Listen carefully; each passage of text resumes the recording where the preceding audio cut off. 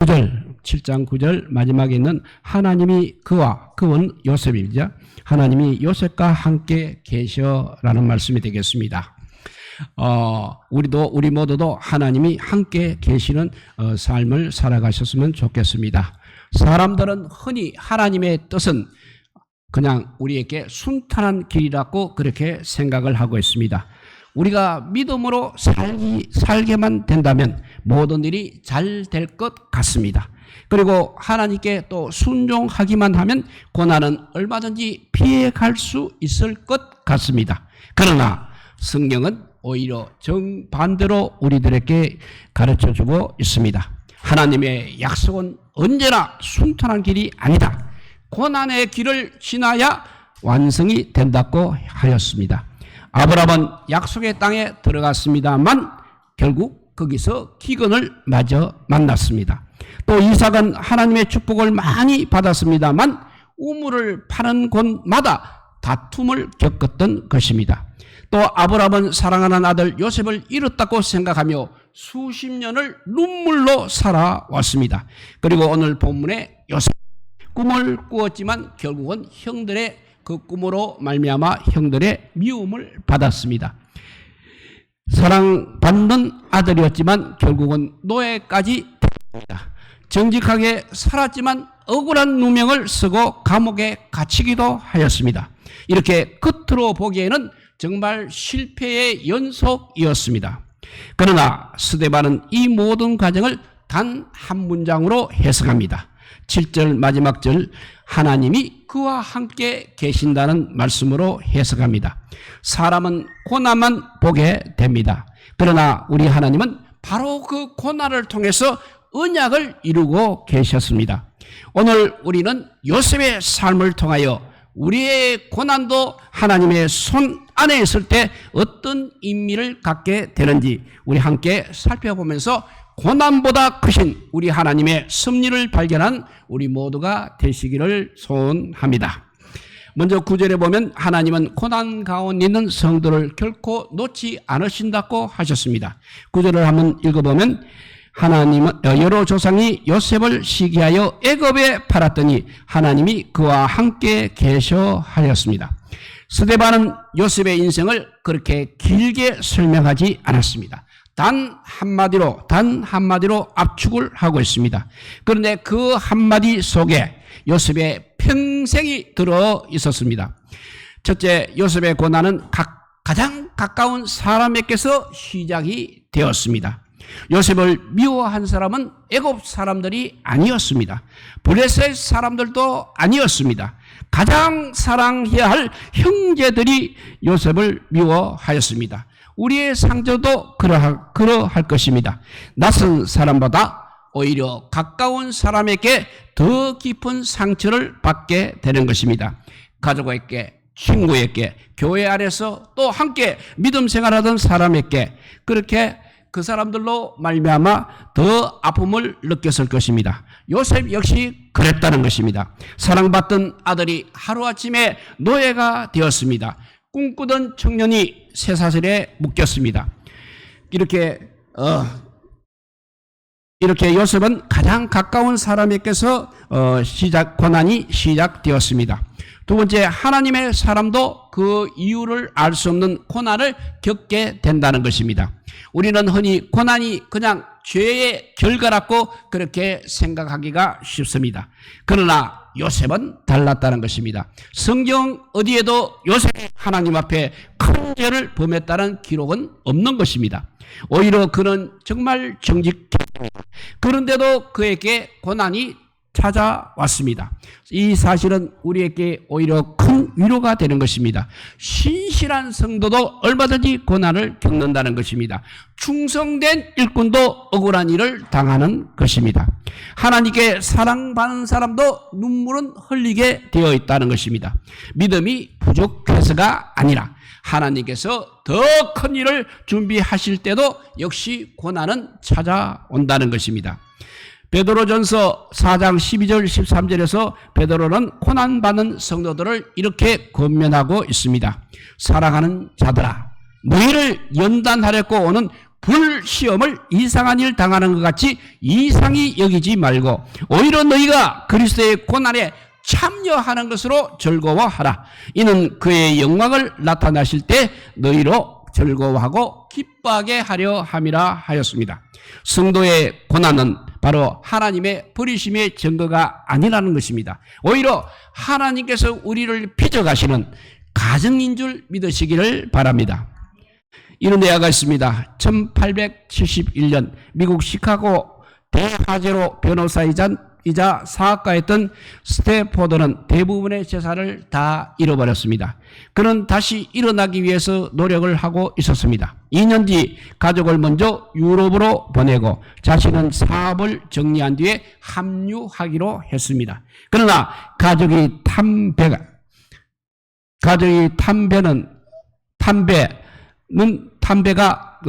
가다가 항해를 하다가 다른 배와 충돌하여 침몰을 하였습니다. 그때 아내만 겨우 살아남았고 사랑하는 네 딸은 모두 바다에서 잃어버렸습니다. 그래서 아내가 보낸 전보에는 짧은 문장만 적혀 있었습니다. 나 혼자만 살아남았습니다. 세이버드 어론 홀로 살았다고 했습니다. 며칠 후 스탠포드는 딸들이 잠든 바다 위를 지나며 갑판에 홀로 있었습니다. 그때 그는 절망 속에서 하나님께 기도하며 한 편의 찬송시를 기록하였습니다. 그것이 바로 우리가 아는 413장 내 평생에 가는 길입니다. 내 평생에 가는 길 순탄하여 늘 잔잔한 강 같든지 큰 풍파로 무섭고 어렵든지 나의 영혼은 늘 편하다 하였습니다. 그는 고난이 없어서 이 찬송을 쓴 것이 아니라는 것입니다. 고난 속에서도 있음에도 불구하고 하나님께서 자신과 함께 하신다는 그 믿음 때문에 이 찬송으로 고백을 하였던 것입니다. 오늘 요셉도 마찬가지였습니다. 인간의 눈으로 보면 노예의 시장에서는 하나님이 보이지 않는 것입니다. 감옥에서도 역시 우리 하나님은 침묵하시는 것 같습니다. 그러나 스데반은 단 한 문장으로 요셉의 인생을 해석합니다. 하나님이 그와 함께 계시다는 한 문장으로 요셉의 인생을 해석하고 있습니다. 혹시 지금 우리의 삶에도 설명할 수 없는 고난을 겪고 있습니까? 가정의 문제, 건강의 문제, 경제적인 어려움, 또 사람으로 인한 상처가 있습니까? 눈에는 하나님께서 보이지 않을지라도 우리 하나님은 여전히 우리와 함께 계십니다. 우리의 눈에는 구덩이가 보이지만 하나님께서는 약속의 길을 예비하고 계시는 줄 믿으시기 바랍니다.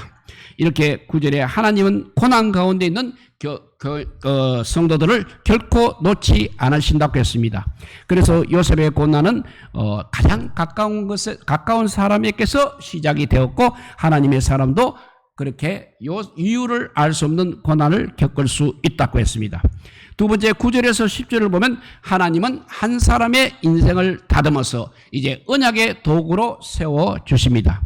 우리는 요셉의 고난을 살펴보았습니다. 형제들의 시기로 인해서 노예가 되었습니다. 억울한 누명을 쓰고 감옥에 갇혔습니다.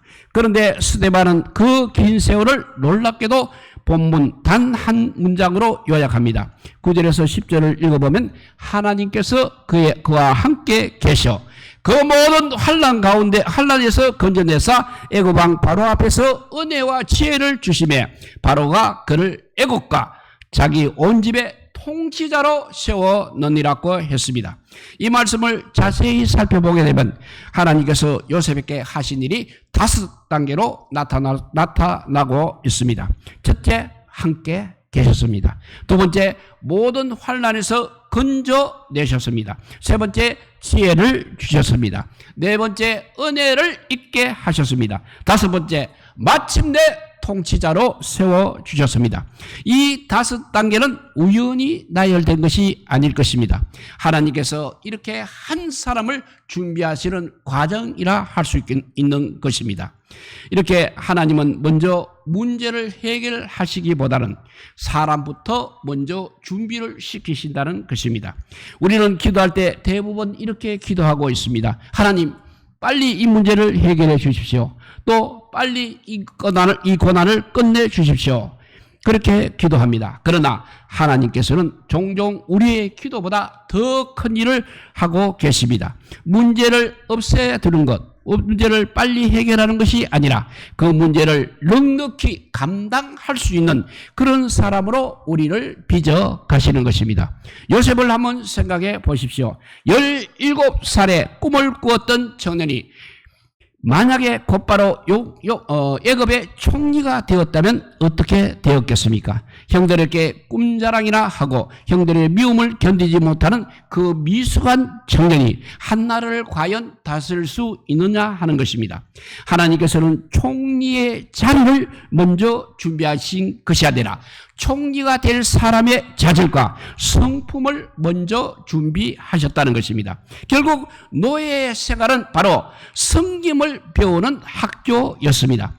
감옥도 역시 기다림을 배우는 학교였습니다. 억울한 누명은 사람을 용서하는 법을 배우는 시간이었습니다. 그리고 바로 앞에 서는 날 요셉은 더 이상 혈기 많은 미숙한 소년이 아니었습니다. 하나님의 때를 알고 충분히 사명을 감당할 만한 그런 사람이 되어 있었다는 것입니다.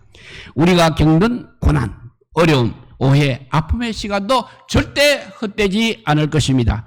그 시간도 그 시간에 하나님께서는 우리를 준비하고 계시는 시간인 것입니다.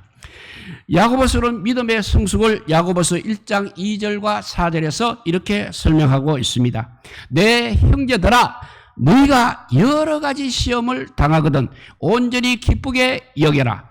이는 너희 믿음의 시련이 인내를 만들어내는 줄 너희가 아니라. 인내를 온전히 이루라. 이는 너희로 온전하고 구비하여 조금도 부족함이 없게 하려 함이라 하였습니다. 이렇게 시험의 목적은 우리를 넘어뜨리는 데 있지 않다는 것입니다. 오히려 시험의 목적은 우리를 온전하게 만드는 데 있는 것입니다. 그래서 베드로전서 1장 7절에 이렇게 말하고 있습니다. 너희 믿음의 확실함은 불로 연단하여도 없어질 것보다 더 귀하여 예수 그리스도께서 나타나실 때 칭찬과 영광과 존귀를 얻게 할 것이니라 하였습니다. 금은 반드시 불을 통과해야 순금이 되는 것입니다. 우리 성도들도 반드시 연단을 통과하며 하나님의 사람으로 세워지는 것입니다. 이렇게 하나님께서는 먼저 문제를 해결하시기보다는 사람을 먼저 준비시키십니다. 두 번째, 하나님의 동행은 고난을 없애는 것이 아니라 고난 속에서 우리 사람을 변화시키는 것입니다. 오늘 본문은 이렇게 말하고 있습니다. 하나님께서 그와 함께 계셔. 이 말씀은 하나님께서 노예 생활을 막아주셨다는 뜻이 아니라는 것입니다. 감옥에 들어가지 않게 하셨다는 뜻도 아닌 것입니다. 하나님께서는 요셉과 함께 감옥으로 들어가셨습니다. 함께 노예 생활을 견디셨습니다. 함께 억울함도 참게 하셨습니다. 그리고 그 모든 시간을 요셉의 내면을 다듬어 주셨던 것입니다.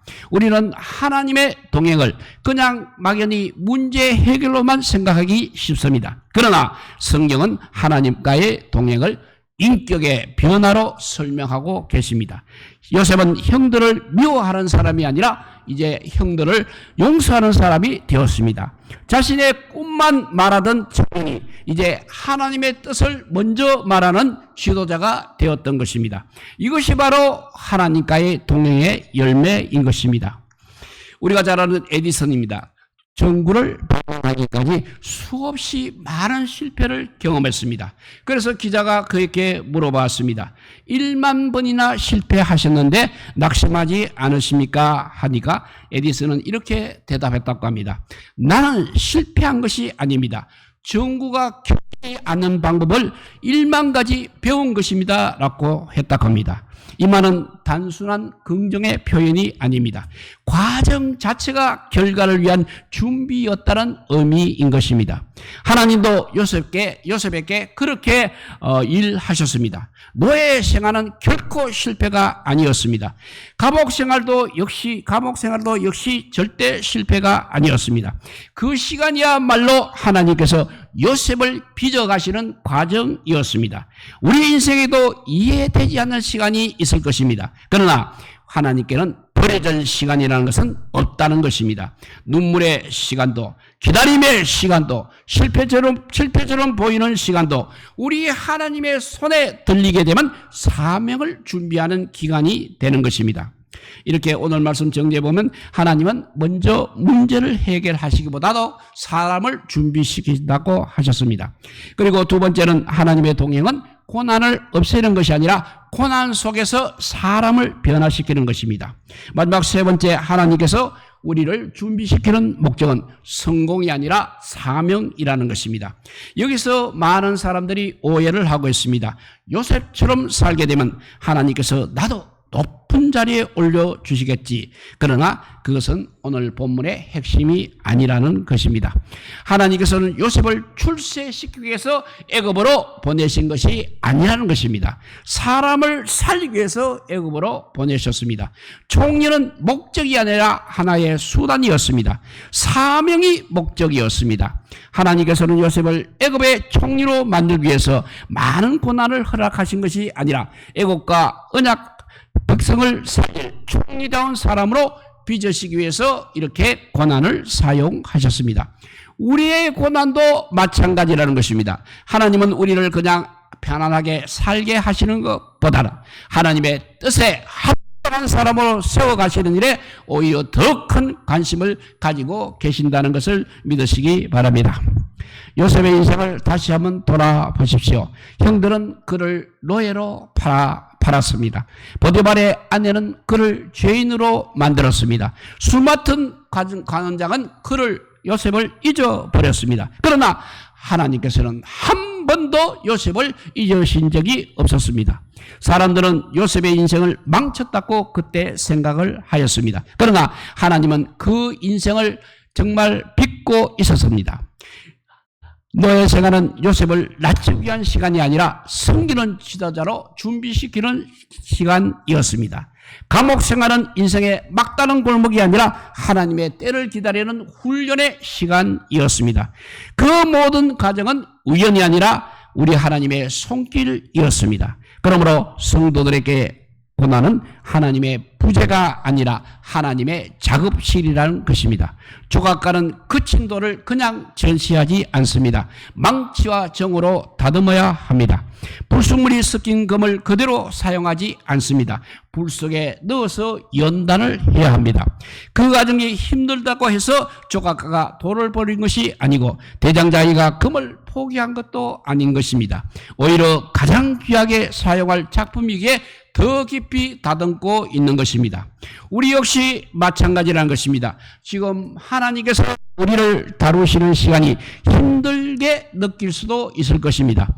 기도해도 응답이 없는 것 같습니다. 억울한 일을 당하고 있습니다. 앞이 보이지 않는 시간이 지나가고 있다고 할 수도 있겠습니다. 그러나 기억하시기 바랍니다. 하나님께서는 우리를 편안하게 살게 하시는 것보다 하나님의 뜻에 합당한 사람으로 빚어 가시는 일을 더 중요하게 여기시고 계십니다.